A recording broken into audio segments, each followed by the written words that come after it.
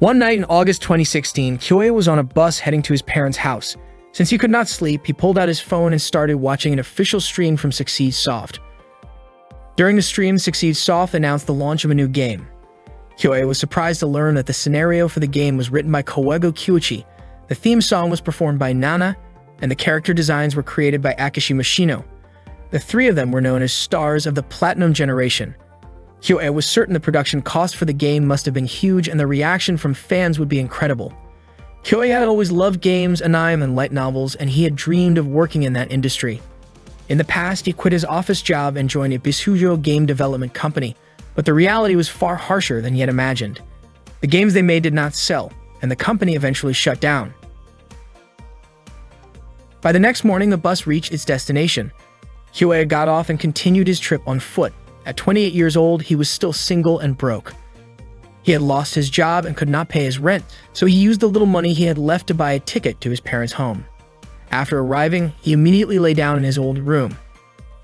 At that time, he had no job and had tried many different roles, from directing to video editing, image editing, art assistance, sub-scenario writing, and even logo design, but none of them had led anywhere. While browsing through Aki's character designs on his phone, Kyoya admired how amazing they looked. Suddenly, he received a call from his younger sister, Miyoko. She said she had found something while going through his old belongings, an acceptance letter from an art school. She told him she would bring it over. The discovery brought back memories of the time when Kyoya had been unsure about which school to choose. He once had the chance to pick between an economics program at a regular school and a visual arts program at an art school. His admiration for creators had pushed him to take the art school entrance exam just for the experience, and he actually passed. However, he never enrolled because he lacked confidence in becoming a creator. Kyoya could not help but imagine what might have happened if he had chosen the art school back then. The Platinum Generation members were all around his age, so if he had attended that school, he might have become someone like them. He even wondered if it would ever be possible to return to that time. As Kyoya drifted to sleep, Miyoko's voice woke him up. She handed him the letter and left. At that moment, Kyoya realized he could never go back to the past. All he could do was start searching for a job again. One night in September 2016, Kyoya was walking through the city after receiving yet another rejection message from a company he had applied to. His situation felt painfully unlucky. While crossing a bridge, he noticed a girl standing alone. She looked lonely, and when she began taking off her shoes, Kyoya panicked. Thinking she might be in danger, he shouted and ran toward her, pulling her back to safety. Later that night, they talked at a cafe. The girl introduced herself as Eiko. Kyoya apologized repeatedly, explaining that he thought she might have been trying to harm herself. Eiko was surprised and asked if she had really looked like someone with that intention. Feeling awkward, Kyoya admitted that she simply seemed lonely. Eiko eventually shared that she was dealing with a serious problem at work. One of her staff members had suddenly left during a critical time. It turned out that Eiko worked at a game development company and was searching for someone who could handle direction, image, and video editing and had general knowledge of web development. Kyoya said he might be able to help with those tasks. After a brief conversation, Eiko asked him to come to her office the next day. The following morning, Kyoya went to the address Eiko had given him. He was stunned when he arrived and saw that it was the headquarters of Succeed Soft. He lightly slapped his own cheeks to motivate himself, realizing this could be the chance of a lifetime. He then walked toward the building of Development Group 2. Inside, Kyoya met Eiko again. She greeted him warmly and introduced herself formally as the leader of Succeed Soft's second development group. Kyoya greeted her politely and could not hide his amazement. Even though Eiko might be younger than him, she was already leading a team, a remarkable achievement compared to where he was in life. Eiko explained what his work would involve and led him to the materials room, a space used to store reference items for new projects. The room was messy because of a shortage of staff. She told Kyoya that his first assignment was to organize the entire room. Although it sounded like a tough task, Kyoya was grateful to have found a new job. He immediately started sorting through the folders on the computer, arranging them in a clear order. By the end of the day, he had accomplished a lot, organizing files with both numbers and letters for easy identification, creating digital backups, storing printed copies on shelves, labeling toys and figurines, and logging everything into the computer. When Eiko checked the room, she admitted that Kyoya's work had exceeded her expectations. One day in September 2016, one of Kyoya's co-workers asked him for help to speak with a writer over the phone, saying that Kyoya's gentle and thoughtful approach was exactly what they needed. His presence in the office was truly helpful to everyone around him. His work results were excellent and always met the targets, and he never hesitated to lend a hand to others. Eiko felt genuinely happy to see him there. That evening, Eiko invited Kyoya out for dinner. She admitted that she was glad because back then, she once mistook Kyoya for someone who was about to jump off a bridge. They both smiled as they recalled that moment. Eiko explained that during that time, she had been dealing with a lot of worries and had grown tired of everything. She shared how the social game developers considered her team a budget burden and even disrupted their progress. Kyoya was surprised that anyone would do such a thing, especially since the project that year was such a major one. According to Eiko, some people simply didn't want to celebrate, and to those who didn't care, an anniversary might have felt like a pointless event. Eiko wanted to make sure the project would run smoothly because it was a significant collaboration with the Platinum Generation. She admitted that Kyoya's arrival at Succeed Soft had been a huge help to her. Kyoya told her that the project was very special to him as well. When Eiko noticed the wallpaper on Kyoya's phone, she immediately understood how much he admired the art of Akishima Sino. Eiko expressed her hope that Kyoya could become a permanent employee. According to his contract, after 6 months of work, he would be eligible for a full-time position. She also believed that Kyoya must be eager to meet the members of the Platinum Generation someday. One day in November 2016, while Kyoya was working, he overheard his co-workers talking about a delayed script. Suddenly, Eiko gathered all the employees to announce that the Platinum Project had been frozen by a decision from the board of directors. Shocked, Kyoya asked why such a thing had happened. Eiko apologized, saying there was little she could do. The staff members were deeply disappointed. All their hard work seemed to have been in vain, and many of them felt uncertain about the future of their team. Kyoya was stunned. Once again, he found himself facing another failure. He lowered his head in despair and accidentally dropped some documents on his desk. That night, Kyoya went back home with a heavy heart. His team had been disbanded, and his employment contract was canceled. Sitting alone in his room, he questioned what exactly had gone wrong with his life. His eyes wandered to a letter of acceptance from an art school, and he began to wonder what might have happened if he had chosen to attend that school instead. Perhaps he could have poured his heart into creating, thinking, and making something new. Perhaps he could have met the Platinum Generation, worked alongside them, and inspired each other. Frustrated, Kyoya threw the letter into the trash and cried, realizing it was all too late. Eventually, he fell asleep, only to wake up to the sound of Miyoko calling his name.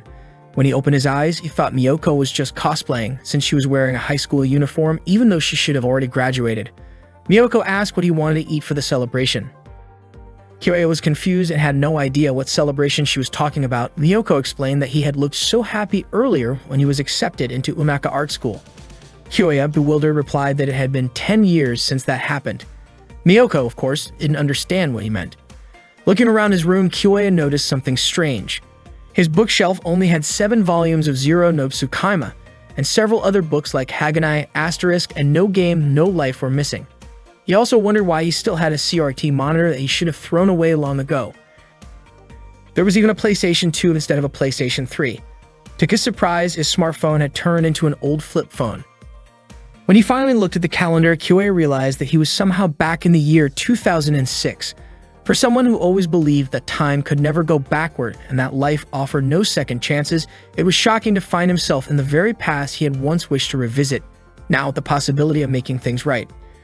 Kyoya found himself back in the year 2006, and he decided to enroll at Unaka School of Arts.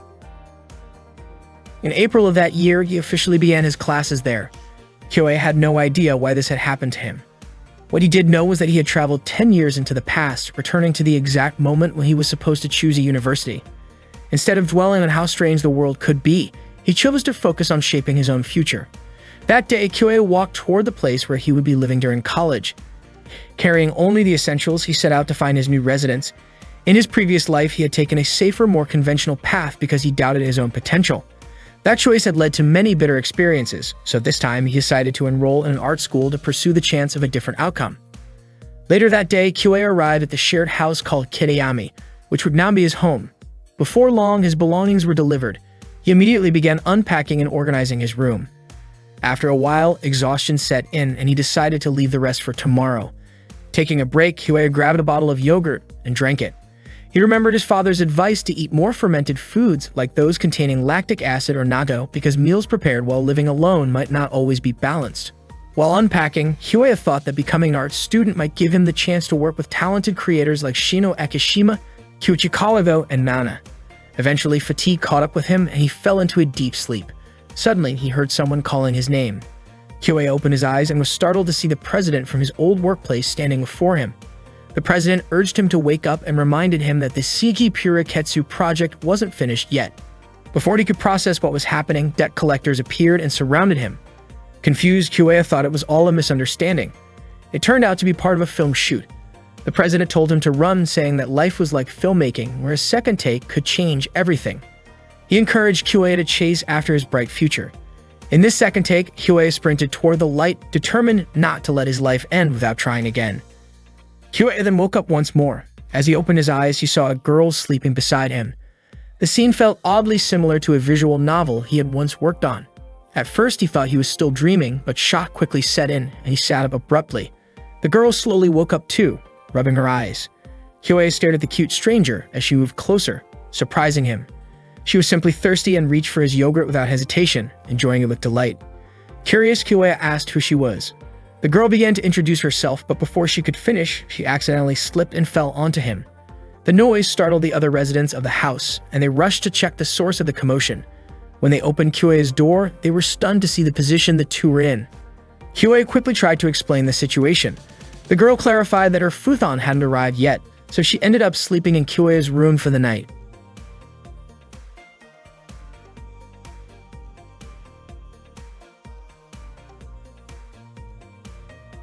The four residents of the Kitayama house introduced themselves to each other in the living room. Kogure Nanako was the first to speak, sharing that she came from Shiga Prefecture.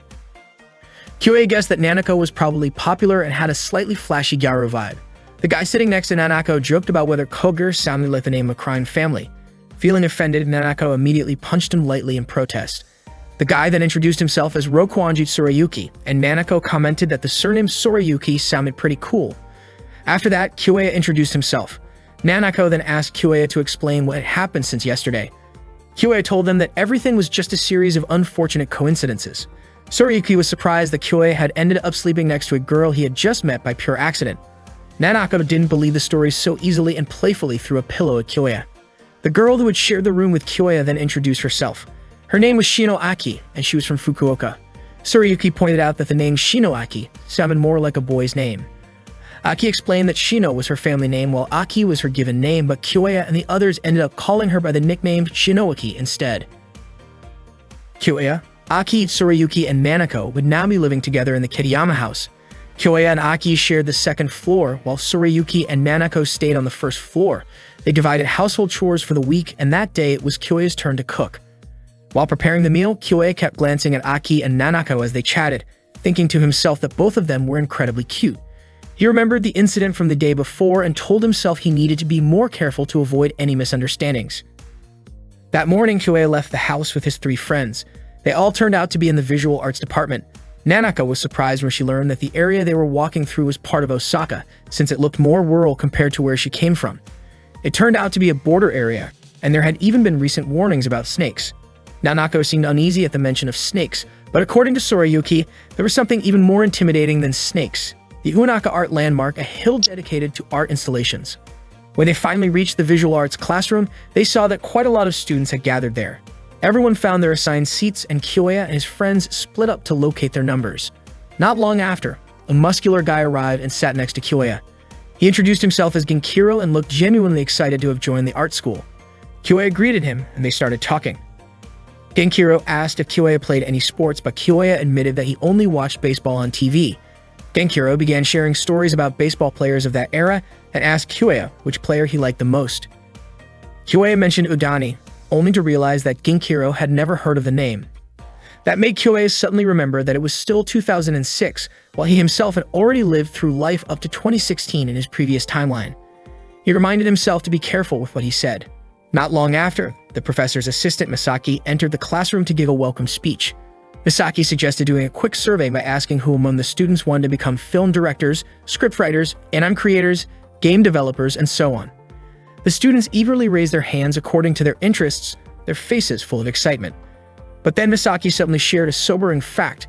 The Unaka Art School had 135 graduates from the visual arts department the previous year, and only 8 of them had actually found jobs. The students were shocked. Nanako guessed the number might have been around 42, but the reality was far lower, even though it was still more than the year before. Misaki explained that everyone first needed to meet their basic living needs, which required money. Games, anime, and films were forms of entertainment, and people only considered them important once their basic needs were fulfilled, which meant those industries had a lower priority. Misaki added that people entering these creative fields often walk a fine line between eccentricity and foolishness. However, if that foolishness could reach a level so extreme that no one else could replicate it, it could become something valuable. And that was exactly what Misaki hoped to see from them. If they were going to be bold, they had to take it to a level that others couldn't reach. After class ended, Kyoei reflected on what Misaki had said. It seemed that their chosen path would not be easy. He realized that the film, anime, and game industries were narrow fields where only a few names could truly rise to fame. Even those known as the Platinum Generation did not all end up shining brightly. Having already experienced the future once, Kyoei understood this reality well. There was no point in feeling discouraged so early, so he reassured himself to keep moving forward. As he was about to leave the classroom, Kyoei noticed a student ID card that had fallen out of a girl's bag. He picked it up and returned it to her, only to be stunned when he saw that it belonged to Eiko, the team leader from Succeed Soft. Without thinking, Kyoei accidentally called her leader. Eiko looked puzzled since she wasn't part of any club at school. Kyoei quickly apologized and handed her the card. After thanking him, Eiko left the room, and Kyoei couldn't believe that they were actually enrolled in the same department. He began to wonder if the entire Platinum Generation might already be present in that very classroom. After that, the visual arts class began, but Kyoei and his friends didn't start making a film right away. They first spent time observing the senior students and learning everything they could about filmmaking. Once the observation session ended, Kyoei quickly headed to his next class. On the way, he happened to see Eiko managing a film production. Kyoei wasn't surprised at all to see her in the spotlight, and he silently admired her skills. Later, while attending a screenwriting theory class, Kyoei began to worry about whether he could ever reach the level of the so-called Platinum Generation. During a lecture, Sorayuki fell asleep, clearly exhausted from working late the night before. Kyoei tried to wake him, but it was obvious that Sorayuki was still tired. Meanwhile, Nanako and Aki looked relaxed, almost unmotivated, which oddly enough gave Kyoei a sense of relief. He thought that if everyone around him were as intense and driven as Eiko, he might feel overwhelmed in class. At that moment, the professor explained that there are 10 key elements to consider when writing a script. However, he only listed 8 of them and then asked the students to identify the remaining 2. Eriko eagerly raised her hand and answered that one of the missing elements was complication, which refers to unexpected developments in the story that often lead to setbacks for the protagonist. She explained that a perfect main character wouldn't be interesting without flaws, and by introducing complications, a story naturally creates more drama. The professor praised her response and asked her to provide the final element. Instead of answering again, Eiko playfully called on Sorayuki, who was still half asleep, to give the last one. The professor chuckled, calling Eiko both clever and a little mischievous. The professor then turned to Sorayuki, asking him to share his answer. Still waking up, Sorayuki received a quiet hint from Kyoei that the professor wanted the final element. After thinking for a moment, Sorayuki replied that it was the role of the antagonist. He explained that the enemy of the protagonist could be a person or an organization, and among the 10 elements, this one is especially important for maintaining tension until the story reaches its climax. The professor praised his answer and remarked that Sorayuki's insight was impressively complex. Sorayuki thanked him, while his classmates were surprised that he had come up with such a sharp response. Seeing this, Kyoei realized he couldn't afford to relax as much as he had previously thought. During the lunch break, Kyoei sat with Sorayuki, Nanako, and Aki in the cafeteria, chatting about the class. Everyone was impressed by Sorayuki's answer, but he humbly said that he had only repeated something he had read in a book. Nanako admitted she didn't expect the usually intimidating professor to praise him. Sorayuki joked that the professor was probably just being kind to the new students. He then invited Nanako to join him for the third period visual arts theory class, and the two of them left together. After they were gone, Aki commented that Sorayuki was amazing, while she herself didn't feel confident in any particular specialty, which made it harder for her to keep up. Kyoei admitted he felt the same way. He had once believed that the extra 10 years of life experience he carried with him would give him an advantage, especially since he had some exposure to the entertainment industry, but he was starting to realize that his basic knowledge was still lacking. His shallow experience alone wasn't enough to match real talent or deep understanding. While thinking about this, Kyoei suddenly noticed Aki looking at him. Surprised, he almost spilled his drink. Aki asked why he seemed so worried. Kyoei quickly said it was nothing serious, which made Aki feel relieved. Curious, Kyoei asked why Aki chose to attend an art school. He mentioned that he had seen her completely focused during a photography class and wondered if she might want to become a camera operator. Just then, Genkiro suddenly appeared and startled Kyoei. Surprised, Kyoei asked why Genkiro was wearing such an unusual outfit. Genkiro explained that it was the uniform of his club, a ninjutsu study club. Apparently, only Umaka University in Japan had such a club. However, it seemed that Genkiro's real reason for joining was because of a senior Komochi member he admired. Aki laughed, saying Genkiro looked like he was having a great time in the club. Genkiro encouraged both Kyoya and Aki to join as well, assuring them it was a lot of fun. After that, Kyoya and Aki headed straight to the club room, but when they arrived, it didn't see a single student there. A few moments later, two senior members called out to them from upstairs and invited Kyoya and Aki to join their club activity. Everyone was holding a welcome party for the new students of 2006, celebrating together with a cheerful toast. Kyoya looked a bit worried, wondering if it was really okay for them to join even though they had decided to become members of the club. According to Aki, it was fine since the seniors hadn't asked them about that at all. They all enjoyed the late afternoon atmosphere, having fun together until the sun began to set. While Kyoya was about to start a conversation with Aki, Sayori unexpectedly fell asleep on his shoulder. Kyoya couldn't help but smile as he looked at her. Later that night, Kyoya carried Aki on his back as they walked home. Halfway through the walk, Aki woke up. She apologized for troubling him, but Kyoya assured her it was no problem. He understood that she was exhausted since they had been busy ever since the entrance ceremony. Aki commented that Kyoya was surprisingly dependable, even admitting that she was a little surprised they were actually the same age. To her, Kyoya seemed to care about everyone and remained calm for someone who was just 20, though at times he looked tired from thinking too much. Aki mentioned that during lunch earlier, Kyoya appeared very worried, but he still insisted that he wasn't seriously overthinking anything. Aki playfully pinched Kyoya's cheek and encouraged him to tell the truth so he could feel better. Kyoya finally admitted that when he saw Tsurayuki confidently answering questions in class, he felt like he couldn't do anything. It wasn't just Tsurayuki. Everyone around him seemed to have their own special strengths. His concern came from feeling as if he had no unique talent at all. Aki, however, didn't see it that way. She told him she actually thought he could do many things. Kyoya could cook for himself, do laundry, and take out the trash properly. He was even good at making plans and sticking to them. Aki confessed that she couldn't do any of those things and felt envious of people who could. She believes Tsurayuki probably felt the same way too, and she was sure there were things about Kyoya that others would envy. According to Aki, people who feel like they can't do anything often work hard to find something they can do. She was certain that the people Kyoya thought were amazing probably had their own worries as well. Aki gently patted Kyoya's head, and he thanked her for listening to his thoughts. Aki then admitted that she also needed to keep working hard. Hearing this made Kyoya think more seriously about what he himself could accomplish. When they finally arrived home, they noticed that Nanako and Tsurayuki weren't there, most likely because they were still working. Aki headed straight to her room to sleep, while Kyoya, feeling very tired, wanted to go to bed as well. He suddenly remembered that he forgot to return Aki's bag, so he went to her room to give it back. When he entered, he was surprised to see Aki working on a character design sketch. That was when Kyoya realized that Aki was actually Akishima Shino, someone who would later become part of the future Platinum generation. He recalled Aki's earlier words about how people who feel like they can't do anything will try hard to find what they can do, and he understood that this was exactly what Aki was doing. At that moment, Kyoya thought deeply about how he needed to discover something he truly wanted to do and something he could pursue with his own effort.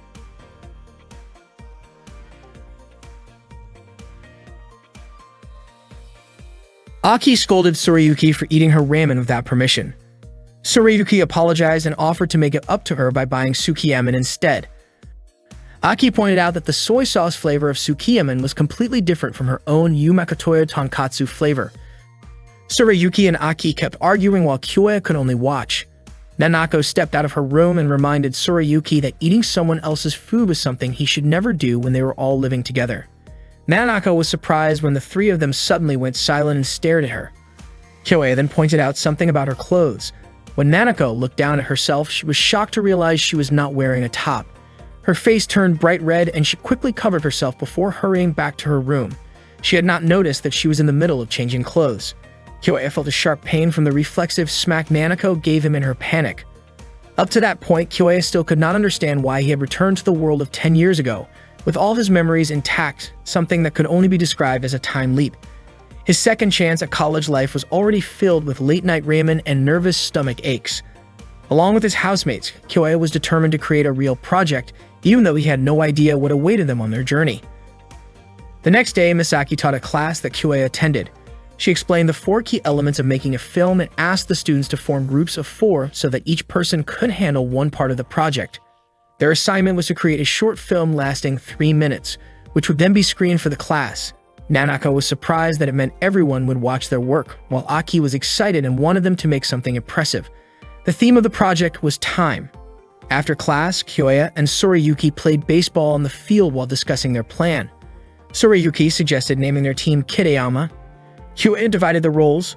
Sorayuki would handle directing, Aki would take the technical side, Nanako would manage execution, and Kyoya himself would oversee production. Sorayuki wanted to write the script but admitted he was not interested in the on-site work. Later that day, Kyoya and Nanako went to their part-time jobs, surprised to find out they worked at the same place. Nanako mentioned that the manager gave her a strange look because she and Kyoya shared the same address. Curious, Kyoya asked why Nanako had chosen an art university and what she wanted to do there. Nanako said she had no special reason, and that maybe she had simply grown tired of Lake Biwa. She shared how, back in grade school, she once believed Lake Biwa was the ocean because of how enormous it looked. She was sure Kyoya might have thought the same if he had seen it. Nanako reminisced about her old neighborhood, where there were towns and shopping areas, but explained that if she had never left her home, she would never have known what the ocean really looked like. Time passed without her realizing it, and before she knew it, she had arrived in a completely new place. She admitted it felt like she was still searching for her identity. Hearing this, Kyoya remembered experiencing something similar himself. While Kyoya was about to place a drink on the wrong shelf, Nanako reached up to help him put it on the top rack. As she leaned forward, she accidentally bumped into him. She quickly apologized and asked him to hold still for a moment while she finished arranging the drinks.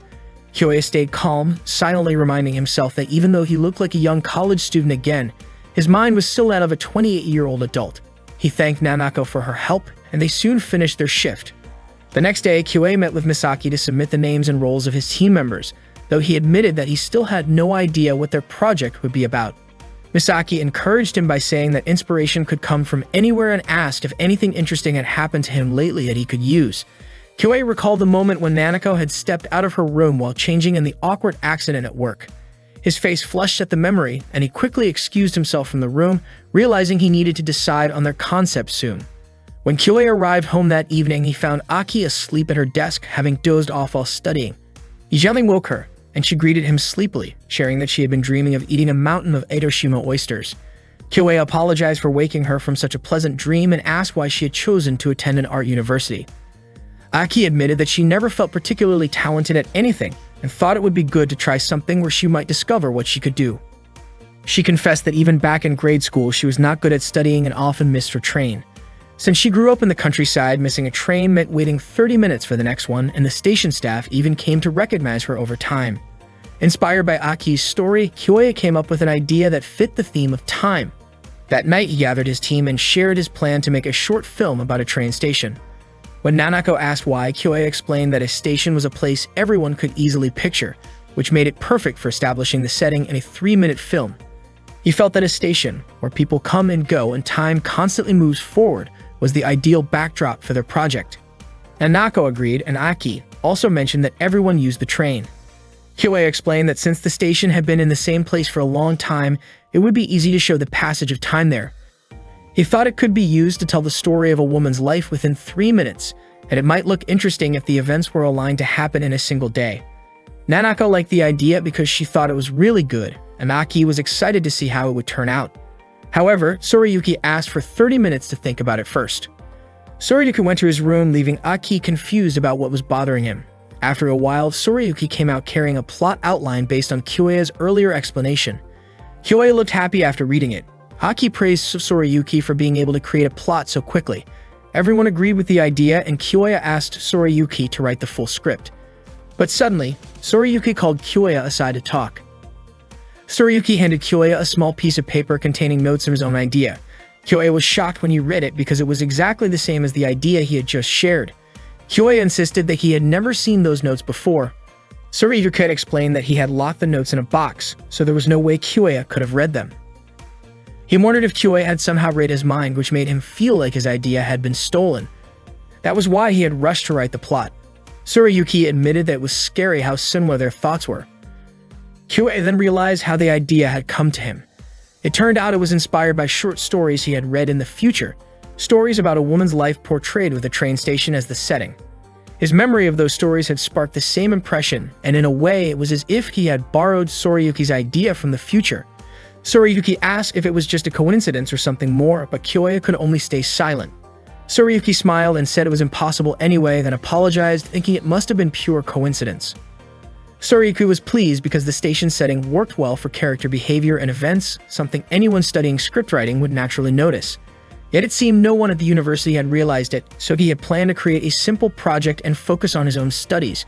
However, working with Kyoya made it possible to create something much better. Kyoya felt excited at the thought of surprising their professors with the project they were about to make. The next day, Kyoya and his friends began working on the project.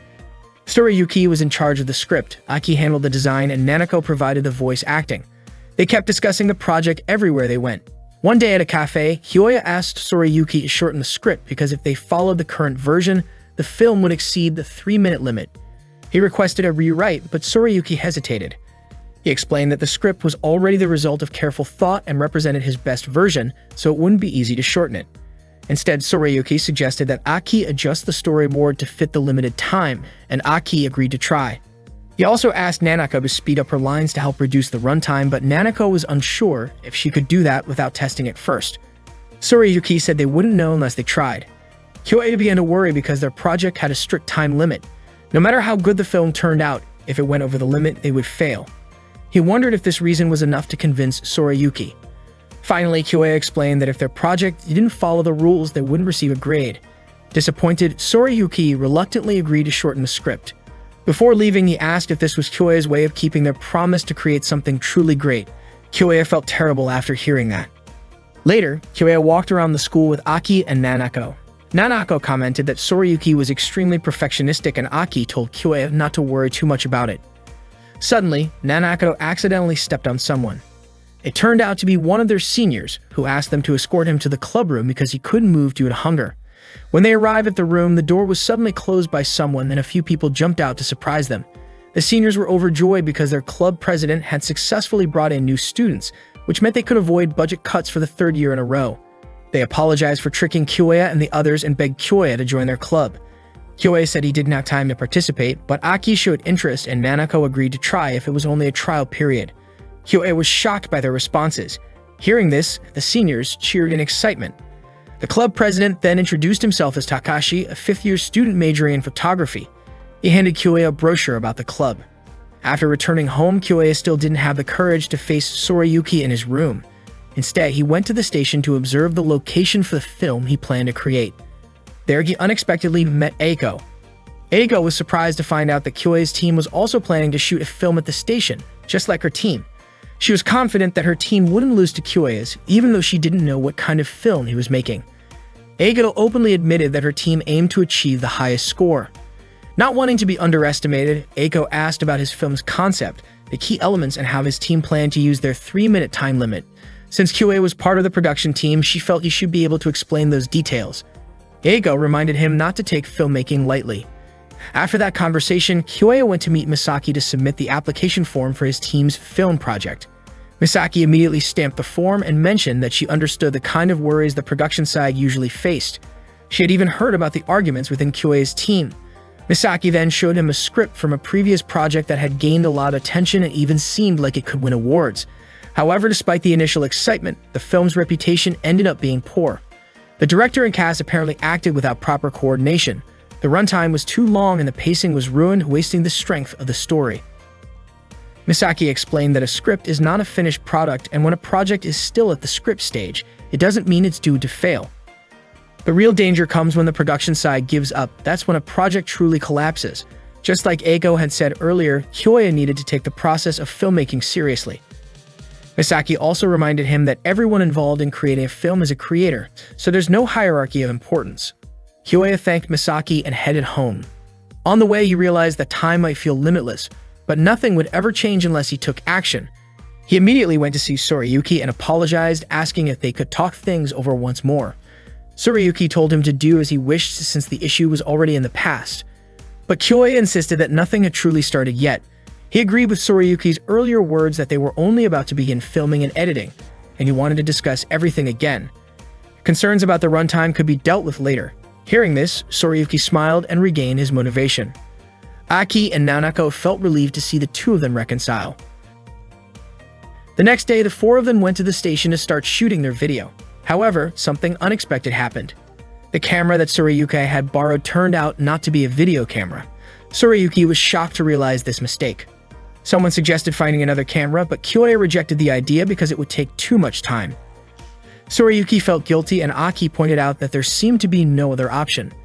Hearing that phrase, Kyoya was struck by how often he had said something similar in the past. Words he had regretted for the last 10 years of his life.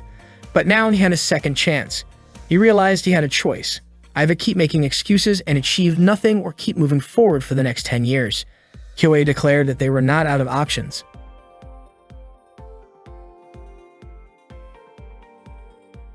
The day of the short film screening finally arrived, and the students gathered in the theater room to watch the projects. Nanako felt nervous just thinking about how their film would turn out. Kyoya apologized to everyone because he barely finished editing and they never had the chance to preview it. Tsurayuki told him not to worry since he had already trusted Kyoya with everything. Nanako added that without Kyoya, they would not have been able to bring anything to completion. Aki confidently said everything would be fine. Before the screening started, Misaki gave them a few words of guidance. She reminded everyone that while this was part of a class assignment, once a piece becomes a finished work, it has to be ready for the audience's judgment. Everyone in the room was a creator themselves, so they had the right to react honestly, whether that meant laughing, clapping, or staying quiet. Misaki encouraged them to respond truthfully as students of visual arts.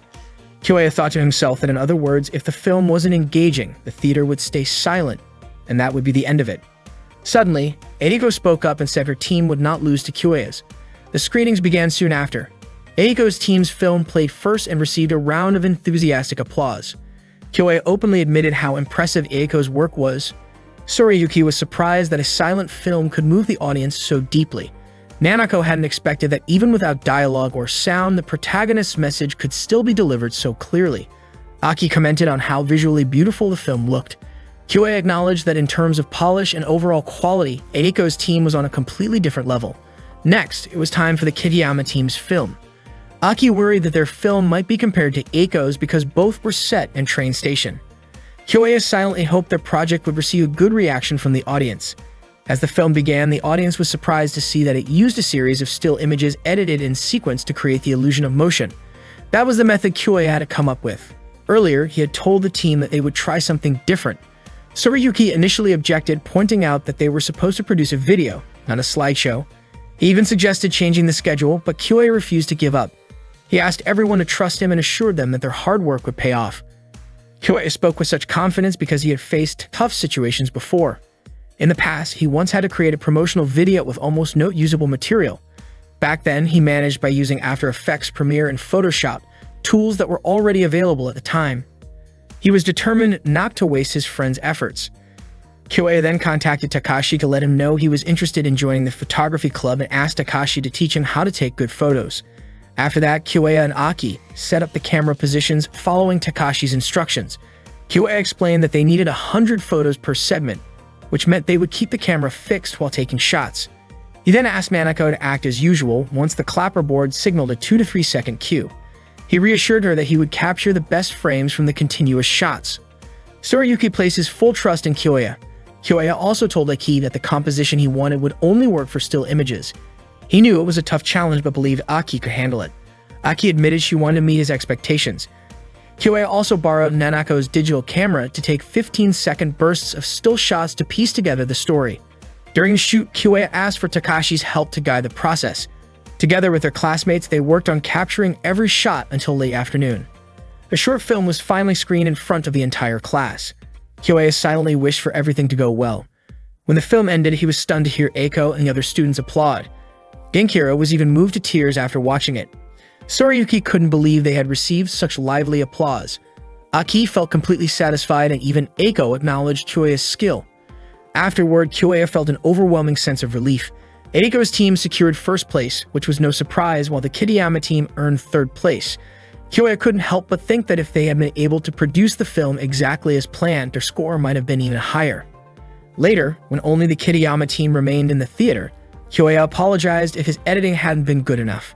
But Tsurayuki admitted he was more frustrated with himself for not knowing what Kyoya had been doing during the shoot, especially since everything turned out so well in the end. He praised Kyoya's skill and reflected that if his own script had been a revised version based on Kyoya's feedback instead of the first draft, the film could have been even better. Nanako also praised Kyoya's incredible idea, admitting that all she did was follow his direction, yet the results still amazed her. She confessed that acting in the film made her want to perform again. Nanako promised she would do even better next time because she wanted another chance to act. Aki teased Kyoya, calling him sneaky because he was usually so quiet, yet when he became passionate, his eyes seemed to light up. She even admitted that her heart raced during both the shoot and the screening. Misaki then reminded them that the theater would be closing soon and asked if the four of them had figured out what they wanted to work on next. Aki, Nanako, and Sorayuki each decided they wanted to become even better than Kyoya. Misaki smiled warmly, happy to see the determination in all of them. Meiki told the group that there would be another assignment after the holiday, and she asked the three of them to be ready to respond to Kyoya. As they left the theater room, they talked about the mistakes they had made. They went over Sorayuki's error in handling the equipment, Aki's issue with the timing when creating the storyboard, and Nanako's unexpected desire to act, which had completely surprised Kyoya. At that moment, Kyoya thought that if he could put pressure on the platinum generation he admired so much, then maybe his decision to remake his life was starting to move in a better direction. Meanwhile, Eiko visited Misaki in her room. She admitted that she was upset about why Kyoya's team did not earn first place. Misaki explained that Kyoya's team created something unusual for a school project and suspected that this wasn't accidental. She believed that the team must have run into problems when requesting equipment. Misaki said that the film wasn't fully planned out, but even so, it had been a long time since she had seen something as interesting as that. If Kyoya's team had actually made that recording as a way to overcome obstacles, then Kyoya's problem-solving ability was far from ordinary. Eiko agreed with her. Misaki then revealed her plan for the next semester's assignment, saying that she wanted Eiko to work together with Kyoya's team. Eiko was surprised to hear this. Misaki teased that she was sure Eiko was interested in Kyoya. Eiko quickly clarified that she was only fascinated by Kyoya's talent as a producer. Misaki smiled and said that was exactly what she meant. Eiko's face turned red with embarrassment, and feeling annoyed, she quickly left Misaki's room. It turned out that Misaki and Eiko were sisters. Misaki couldn't help but think to herself that her little sister was indeed adorable. Later that day, Nanako and Kyoya finished their part-time work. Nanako apologized for asking Kyoya to take the shift that day, then invited him to go to a karaoke place. It had been a long time since Kyoya had gone to karaoke. Nanako admitted that she really enjoyed karaoke, or more accurately, she loved music and singing. The moment Kyoya heard Nanako sing, his heart felt move even though her voice was honestly pretty off-key. After finishing her song, Nanako confessed that she knew she wasn't a good singer. She shared that her grandmother used to play traditional minyo music at home and had taught her since she was a child, but she never played it well because she couldn't correct her pitch problems. Nanako explained that when she sang alone, she never knew what to improve, which was why she wanted to sing karaoke with Kyoya. Kyoya agreed, and Nanako was overjoyed that he accepted. After leaving the karaoke place, they walked home together. Nanako admitted that singing in front of Kyoya felt surprisingly easy and made her really happy. Suddenly, Kyoya suggested that Nanako should upload her singing online after practicing and gaining more confidence. He wanted to record her singing and share it on a video site so more people could see it. But Nanako immediately refused, saying she didn't want to do that because she was sure people would criticize how bad her singing was. Kyoya tried to reassure her, saying they could upload it once her quality improved, but Nanako still declined, insisting she didn't want to show it to the whole world because it felt like seeking attention. Kyoya then suggested uploading it to a Japanese video-sharing site instead. Nanako had never even heard of that site before. It turned out that the site would only be launched at the end of the year. Hearing that, Nanako finally softened and agreed. Kyoya became excited, deciding to make it a goal for Nanako to practice singing and reach that milestone together. The next day, the photography club held a small celebration for the end of the semester, and for the art club's budget increased thanks to their new members. Everyone raised their glasses for a toast. Takashi suggested that they all introduce themselves again. He was happy because, thanks to Kyoya and the others, the photography club was able to survive. After Takashi finished his introduction, it was Yurika's turn. She was a third-year student majoring in industrial arts and proudly showed some of her sculptures and handmade crafts. Next came Mikio, who introduced himself with a beautiful singing performance. Nanako was amazed by his voice. Mikio, a second-year music student, clearly had many talents, which Yurika also pointed out. After that, Masaru stepped forward with a dramatic pose and performed a dance routine. He was a third-year student in the theater arts program and presented a lively bacchanale-style dance while playfully sipping on a drink. At one point, he suddenly sprayed the soda he was drinking into the air, which made everyone laugh. Takashi jokingly called it the Vesuvius eruption. Once the club gathering ended, Kyoya and Aki decided to head home together, while Nanako left for her part-time job. As Kyoya and Aki walked side by side, Aki looked genuinely happy. She shared how much she enjoyed spending time with Takashi and the others. Kyoya agreed, saying that the group might seem eccentric, but they were also incredibly talented. Out of nowhere, Aki brought up something more personal. She admitted that she knew Kyoya had once seen her drawing in her room. She explained that she usually kept that a secret, but that day she had forgotten to lock her door. Kyoya immediately apologized, saying he shouldn't have looked, but Aki reassured him that it was fine. She then confessed that she often felt like she couldn't do anything as well as the others. She struggled with everyday tasks, wasn't great at schoolwork, and wasn't athletic either. The only thing she truly loved was drawing. Unfortunately, it never seemed to lead anywhere. Aki shared that even though she had won some awards, she believed that wasn't enough to make a living. That was why she decided to study visual arts, hoping it might help her find work in television someday. She admitted that she had always been too nervous to join the art club. Drawing was something she loved, but she couldn't fully enjoy it because of her lack of confidence, so she kept it hidden. Aki revealed that she secretly wished her eyes could shine with the same determination she saw in Kyoya's, but she felt like that would never happen. Because of that, she was starting to think it might be easier to give up on drawing altogether. Kyoya immediately protested, his voice firm and filled with emotion. He begged her not to quit, saying he didn't want her to stop drawing under any circumstances. Aki was surprised by how strongly he reacted. Kyoya then shared something heartfelt. In the life he lived before he came back to this timeline, he had always used Aki's artwork as the wallpaper on his phone because her drawings were a constant source of comfort for him. He told her how much he genuinely loved her art. Hearing those words moved Aki deeply. She remembered the time on set when Kyoya told her that only she could create a certain piece of work, which was why he asked her to do it. Overwhelmed with happiness, Aki wrapped her arms around him in a warm hug. Her heart was racing as she confessed how much his words meant to her. She never imagined someone would see her that way. Aki then said she had already made up her mind. Her goal from that day forward was to keep learning and to draw a world that she wanted Kyoya to see. When Aki asked if Kyoya also had a goal, he smiled and said that he did, but he wasn't ready to tell her yet. Aki smiled back, promising that she would work hard until the day he was willing to share it with her. In truth, one of Kyoya's personal goals was to hear Aki say those very words 10 years in the future. And with that moment, the remake of Kyoya's life had only just begun.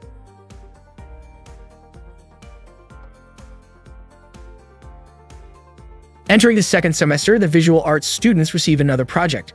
Kyoya's team had already started working on theirs. The script, storyboard, and location scouting were all progressing smoothly. That day, the team planned to begin filming. Their chosen location was the beach, but a heated discussion broke out between Eiko and Sorayuki. Kyoya and Genkiro could only stand by and watch the two of them argue. Kyoya grew restless because the recording had a strict time limit. He went over to wake Aki, who had fallen asleep. As soon as she heard Kyoya calling her, Aki opened her eyes and stretched her arms. Kyoya quickly turned his gaze away, his face turning red as he tried to stay focused and asked her to get ready. His cheeks flushed again when he glanced at Nanako, who looked striking in her swimsuit. Kyoya asked if Nanako had memorized her lines, and she confidently replied that she had, saying she really wanted to become an actress. Surprised by Kyoya's nervous behavior, Nanako tilted her head in curiosity, while Kyoya hurried off to check on Sorayuki and Eiko. He asked if their argument was finally over, only to learn that they were still debating how to cut a particular line of dialogue. Kyoya stepped in to mediate and urged them to start filming right away. Realizing she was wasting time, Eiko decided to stop arguing and walked away, but Sorayuki, still trying to say something, accidentally tugged on the strap of Eiko's bikini. The strap came loose, leaving Eiko embarrassed and flustered. Her face turned bright red as she quickly covered herself. Out of shock and frustration, she shouted and gave Kyoya a reflexive slap, even though he hadn't done anything. On the train ride home, Kyoya asked if Eiko was still upset about what happened earlier, but she brushed it off. Instead, Eiko brought up a different topic, equipment for the shoot. She found it strange that first-year students were allowed to borrow filming equipment for several days when, by rule, they were normally restricted. Their beach shoot was scheduled to last 3 days and 2 nights, which seemed impossible without special arrangements. Eiko suspected that Kyoya had done something to make it happen, and he admitted that he had. That night, Kyoya and Eiko helped some seniors with their own filming project. Their task was to make sure no strangers walked into the shoot. When a passerby appeared, Eiko quickly called the senior in charge, got permission, and then let the person through. Kyoya praised how smoothly she handled the situation. It turned out Kyoya had volunteered to assist the seniors so that he could use the equipment when it wasn't in use. Since third-year students were allowed to borrow the gear for up to a week, his plan gave their team more access than usual. Still, Kyoya knew this technically went against the rules. Eiko worried about what would happen if the professor found out. Suddenly, a small girl appeared and said that the professor would be furious if he discovered what they were doing. Startled, Hyoya and Eiko asked where she had come from. To their surprise, the girl turned out to be a senior student. Her name was Keiko, and she teasingly accused them of making a secret deal. Hyoya asked her to keep it quiet, and Keiko agreed, but only if Hyoya promised to return the favor someday. With that, she walked away, leaving them both uneasy.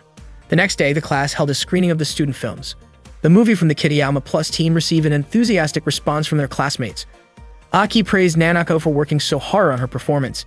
Hyoya commented that their film turned out great, but Eiko said she felt something about it was strange. She explained that even though it was well made, it still gave off the feeling of being carefully constructed rather than naturally compelling.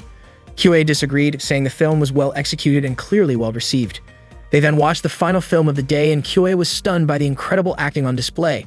Other students immediately began comparing it to the previous film, some saying the actress in the earlier one looked less impressive by comparison. Hyoya worried about how Nanako might feel hearing those remarks. After the screenings ended, Misaki announced that the highest score went to the Kitayama Plus team and congratulated them. Many classmates were surprised, wondering why their film won when the acting in the last film seemed far superior. After class, Nanako approached Misaki and asked about the ranking. She was puzzled because the last film's acting was undeniably powerful and seemed to outshine the rest. Misaki explained that filmmaking is the art of coordination. Even if one performer delivers an outstanding performance, it doesn't automatically improve other aspects of the project. She went on to say that the true strength of a film comes from a combination of factors: technical acting skills, experience, visual presentation, sound quality, and many other elements. But beyond all of that, there was one simple reason the winning film had such a strong impact. It was made with genuine seriousness and teamwork. Hearing this, Nanako began to understand the deeper meaning behind their work. After class, Hyoya and his friends went to a karaoke place to celebrate the success of their film. Hyoya thanked everyone and invited them to make a toast. The beach scenes during filming had been hot and exhausting, but everyone felt satisfied because the final result turned out great. With confidence, Sorayuki said that the scene worked well thanks to the strength of the script, but Nanako teased him, pointing out that many of his lines had actually been cut. Aki and Nanako laughed at his reaction. Hyoya felt relieved to see Nanako looking so cheerful, but Eiko quietly told Hyoya that Nanako was only pretending to be happy and seemed to be avoiding something. Hyoya replied that maybe they should give her time because she would eventually come around when she was ready. Genkiro then asked Nanako to sing a song, but she refused. Genkiro kept encouraging her, and Nanako turned to Hyoya for his opinion. Hyoya suggested that she go along with it since everyone would love to hear her voice anyway. Nanako finally took the microphone from Genkiro and began to sing. When she finished, everyone was completely stunned. Blushing, Nanako apologized if her singing wasn't good, but instead of criticizing her, the group applauded enthusiastically. Aki said Nanako's voice was impressively high, and even Genkiro admitted that her singing was better than his. Sorayuki confidently added that Nanako's skill must have come from singing Minyo songs since she was a child. Nanako smiled shyly at the compliment. After that, Eiko took the microphone from Nanako and commented that Nanako never seemed to seriously want to become an actress, but rather she truly wanted to sing. Nanako was surprised and asked why Eiko would say something like that. Eiko explained that while Nanako's short acting performance in the film had been decent, it lacked real intention and depth. She had only just realized that Nanako's acting in the movie had felt a bit artificial. According to Eiko, Nanako's singing was so good that it was obvious she had been practicing since she was young. Eiko wondered why Nanako didn't follow her true passion for music and instead chose acting. Eiko believed it was because Nanako was afraid of taking something she loved too seriously, only to fail. Acting, on the other hand, gave her easy praise and allowed her to hide behind a safer choice. That, Eiko said, was Nanako's real struggle. Nanako, feeling cornered, told Eiko to stop talking. She admitted that she had loved singing and had been surrounded by music since she was a child, but she had always struggled with pitch. If she had been capable of it, she would have pursued singing long ago. Eiko then asked why Nanako chose the visual arts department instead of the music department if singing was what she truly loved, questioning why she ran away at such an important turning point. Hyoya explained that Nanako had been practicing several times because she often came to karaoke with him, but Eiko questioned whether Nanako had actually received proper training. To Eiko, those casual sessions couldn't really be called practice, more like pretending to try. Eiko urged Nanako to face her true passion if she really wanted to pursue it seriously, saying she should use her talent as her real strength instead of settling for acting just to get a bit of praise. Frustrated, Nanako looked as if she might slap Eiko, but Hyoya quickly stepped in to stop her. Eiko calmly said that Nanako was free to hit her if she wanted because she knew her words were harsh enough to deserve an angry reaction. Nanako, still upset, stormed out of the karaoke room, and Eiko soon followed, saying that if Nanako wished, she would leave the team. The next day in class, Nanako looked gloomy. After the lesson ended, Kyoei tried to talk to her, but she turned him down.